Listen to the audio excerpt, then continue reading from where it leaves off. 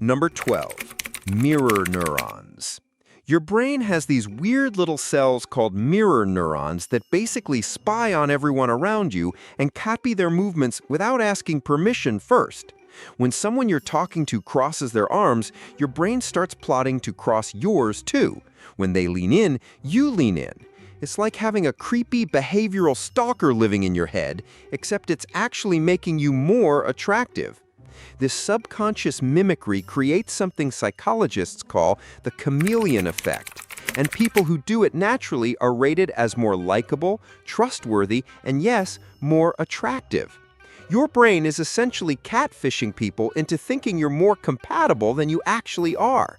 Congratulations, you're a neurological con artist. Number 11, the pupil dilation trick. Picture this. You're on a date, and your pupils are doing more work than your personality. When you look at something you find attractive, your pupils dilate, get bigger. And here's the disturbing part. Other people's brains read enlarged pupils as a sign that you're interested, engaged, and attractive yourself. It's like your eyeballs are broadcasting, "I'm into this," in a language your conscious mind doesn't even speak. The really twisted part is, this works in reverse too. People with naturally larger pupils, or people in dimly lit environments where everyone's pupils are bigger, are consistently rated as more attractive. Your pupils are basically running a subliminal advertising campaign for your face, and you had no idea. Number 10, strategic vulnerability. Nothing says attractive quite like controlled emotional bleeding, apparently. There's this psychological phenomenon where people find you more appealing when you share something slightly personal or vulnerable, but only if you do it at exactly the right moment and in exactly the right dose. Too little, and you're a closed book. Too much, and you're that person who tells their life story to the Uber driver. The sweet spot is what researchers call optimal distinctiveness, revealing just enough to seem real and human without seeming like you need professional help. Your brain is calculating the perfect amount of damage to show someone to make them want to stick around and see more. It's emotional clickbait, but for dating.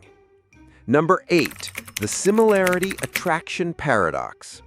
People are magnetically drawn to others who are similar to them. But here's the twisted part. They're most attracted to people who are similar in weird, specific ways they don't even consciously notice. We're talking about matching speech patterns, similar walking speeds, comparable levels of neuroticism, and even things like having the same number of syllables in your first names. Your brain is running this creepy background compatibility scan, measuring everything from how fast you blink to how often you use certain words, and it's using all that data to calculate how much someone is like you. The more similarities it finds, even completely random ones, the more attractive that person becomes. It's like your brain is playing a massive game of psychological matching, except it's rigging the game by caring about the weirdest possible criteria. You're basically being judged on metrics you didn't even know existed. Number 8. Emotional contagion. Emotions spread between people faster than gossip in a small town, thanks to something called emotional contagion. When you walk into a room feeling genuinely happy, confident, or excited, nearby brains start copying that emotional state without anyone's permission. It's like being an emotional virus, except instead of making people sick, you're making them feel good, and they end up associating that good feeling with you. The disturbing part is how automatic this is. People don't consciously think, this person is happy, so I'll be happy too. Their mirror neurons just start firing. Their facial muscles start subtly copying your expressions, and before they know it, they're feeling what you're feeling. You're basically emotionally hacking their nervous system. No wonder happy people seem more attractive. They're literally spreading good vibes like a psychological infection. Number 7, the contrast effect. Your brain is absolutely terrible at judging things in isolation, so it constantly compares everything to whatever it experienced recently. This creates some seriously messed up opportunities for manipulation. If you want to seem more attractive, All you need to do is make sure people encounter you right after they've been looking at less attractive people or images. Studies show that people rate others as more attractive after flipping through a magazine full of average-looking faces, and less attractive after browsing through photos of models. Your attractiveness isn't even really about you. It's about whatever your brain is using as a reference point 5 minutes before they met you. The whole thing is rigged from the start. Number 6. Proximity bias. There's this creepy psychological effect where people become more attractive to you the more often you see them, even if you never actually interact. It's called the mere exposure effect, and it's basically your brain's lazy way of deciding who to trust. I've seen this face a bunch of times and nothing bad happens, so they must be safe and therefore attractive. This is why people often end up crushing on their coworkers, classmates, or that person they see at the coffee shop every Tuesday. Your brain is running a background program that tracks familiar faces and slowly upgrades their attractiveness rating over time. It's like a loyalty program, but for faces. The more you show up, the better looking you become. Your consistency is literally making you hotter. Number 5. The stress bond effect.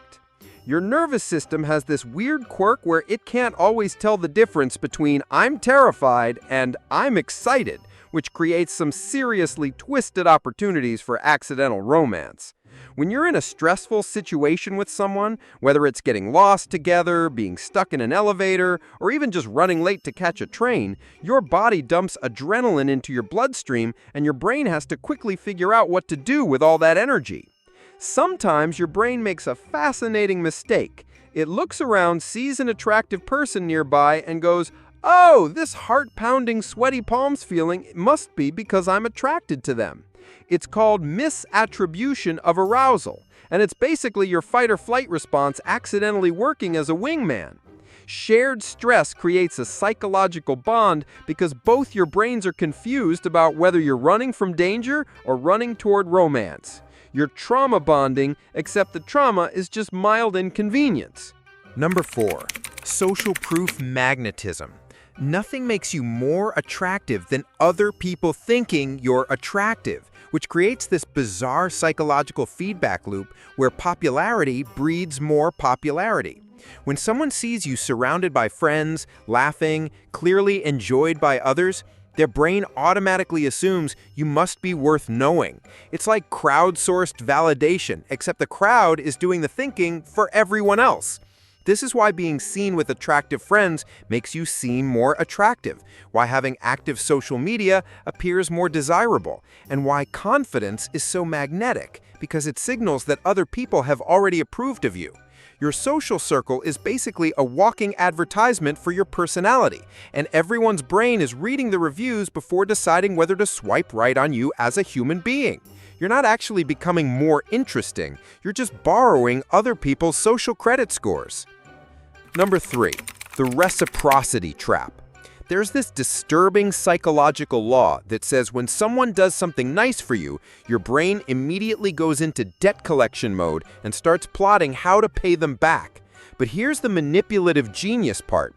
You can flip this backwards and create artificial closeness by getting someone to do tiny favors for you instead. When someone helps you, even with something stupidly small like borrowing a pen or asking for directions, their brain has to justify why they just expended energy on a stranger. The easiest explanation? I must like this person, otherwise why would I help them? You're basically tricking people into gaslighting themselves into thinking they care about you. It's like psychological inception. Instead of planting ideas, you're planting feelings, and the other person's brain is doing all the heavy lifting to convince itself those feelings are real. You've accidentally become the mental equivalent of an earworm, except instead of a song, you're the thought that won't go away. Number 2.